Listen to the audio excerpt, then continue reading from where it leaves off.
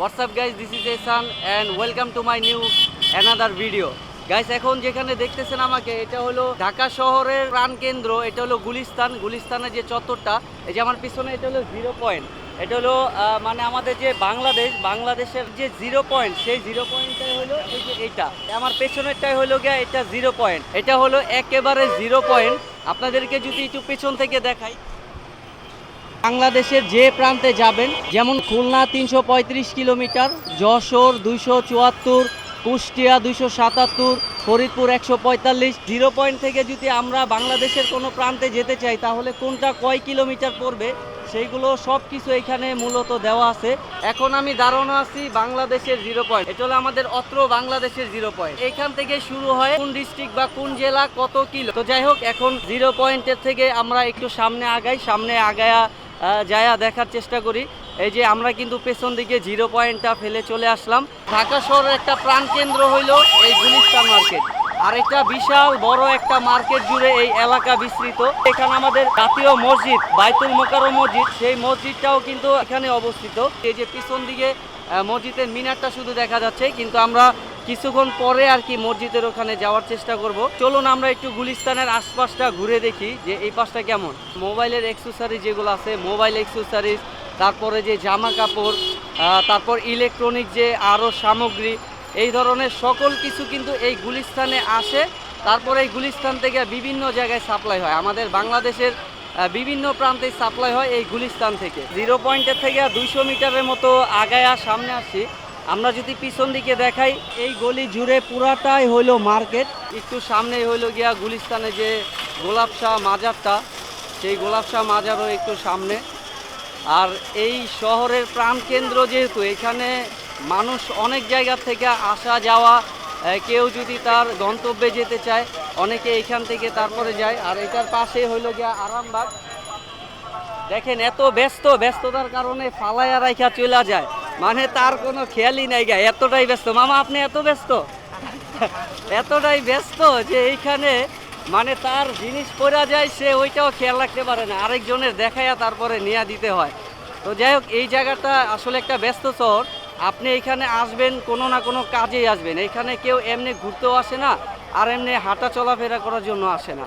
এটা এই ব্যস্ত শহরের মধ্যে এটা হইল অন্যতম একটা জায়গা। আর এটা হলো গুলিস্তানে যে গোলাপ শাহ মাজার, সেই গোলাপ শাহ মাজারের এখানে আছি।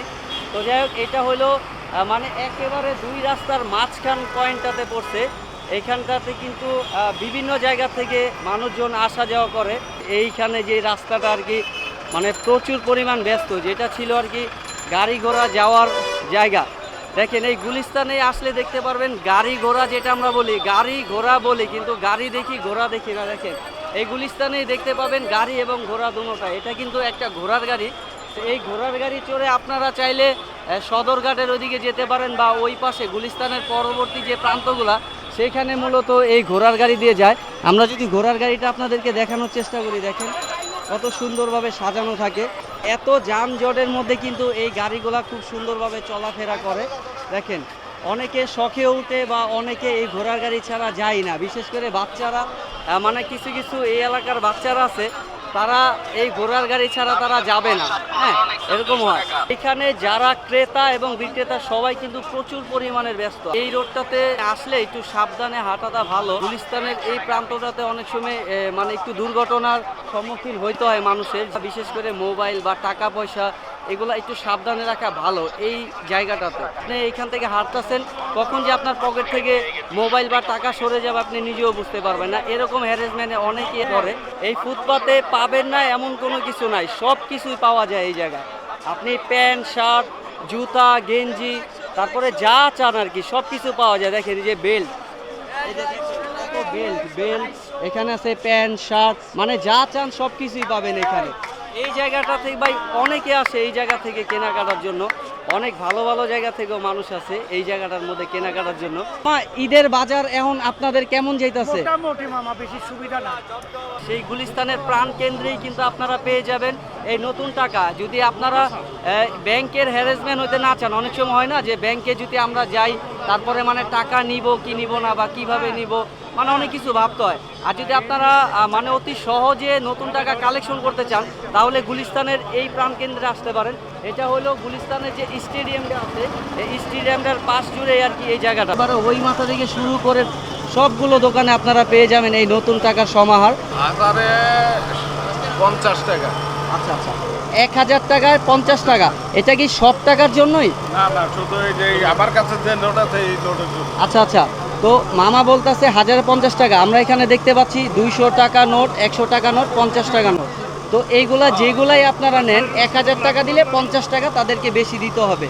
তো এইভাবে যদি আপনারা নেন নতুন টাকা, তো এই গুলিস্তানের হল মার্কেটের পাশে আসলেই কিন্তু আপনারা এখান থেকে টাকাগুলো নিয়ে যেতে পারবেন। ঈদ ছাড়াও কিন্তু তারা সবসময় এখানে বসে। এই যে দেখেন কত ছেঁড়া টাকা, ওনাদেরকে যদি এরকম ছেঁড়া ফাটা টাকা দেন তারা এগুলা রাখবে, রেখে তারপর আপনার বিনিময়ে যেটা হয় সেই টাকাটা আপনাদেরকে দিয়ে দিবে। গুলিস্তান পুরাটাই হলো একটা মার্কেট প্লেস আর একটা কমার্শিয়াল প্লেসও বলা যায়। গুলিস্তানের পাশে একটা রোড আছে, সেটার নাম হলো নবাবপুর রোড। নবাবপুর রোডের মধ্যে আমাদের বাংলাদেশের যত ইলেকট্রনিক্স প্রোডাক্ট আছে সব ইলেকট্রনিক্স প্রোডাক্ট এই নবাবপুর থেকে যায়। আমরা নবাবপুরটাও একটু ঘুরবো।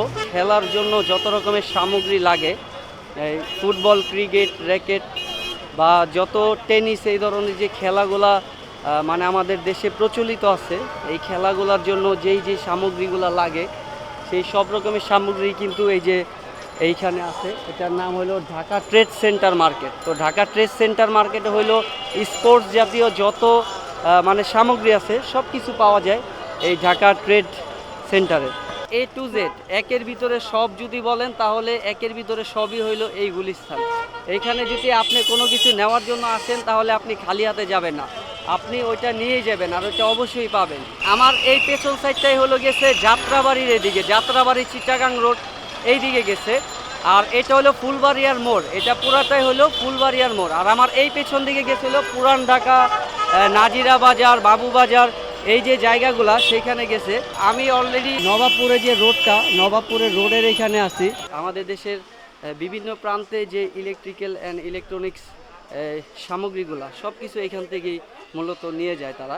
এই যে বড় বড় যে প্রজেক্টগুলো হয় আর কি, হ্যাঁ, যেমন অ্যাপার্টমেন্ট বিল্ডিংগুলো যে হয়, তো তারা কিন্তু ভাই যেমন আমাদের বাসা বাড়িতে যদি একটা ফ্যানের সুইচ নষ্ট হয়ে যায় বা একটা রুমের কোনো কিছু ইনস্টল করতে চাই আমরা, সেই ক্ষেত্রে কিন্তু আমরা খুচরা দোকানগুলোতেই যাই।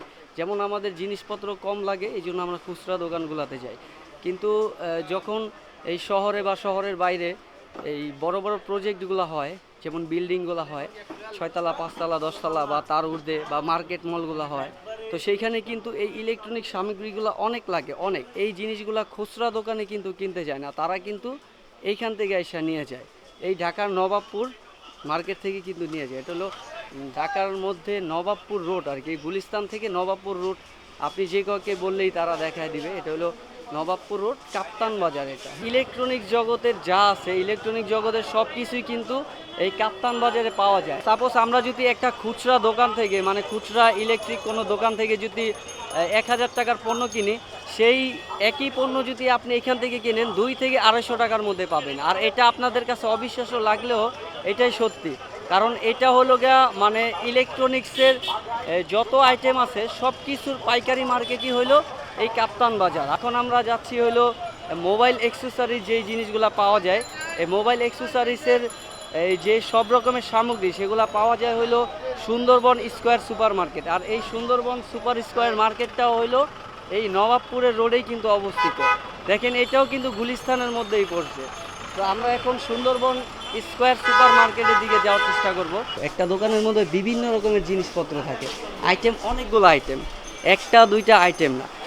মানে একটা মোবাইলের জন্য যেই জিনিসগুলো আমরা আউটলুকের জন্য হোক বা আউটসাইডে ইউজ করার জন্য হোক, তো সেই জিনিসগুলোই কিন্তু মূলত এইখানটাতে পাওয়া যায়। আজকের ভিডিওটা এখানে শেষ করলাম। সবাই ভালো থাকবেন, সুস্থ থাকবেন, দেখা হবে আবার অন্য কোনো ভিডিওতে। আল্লাহ হাফেজ।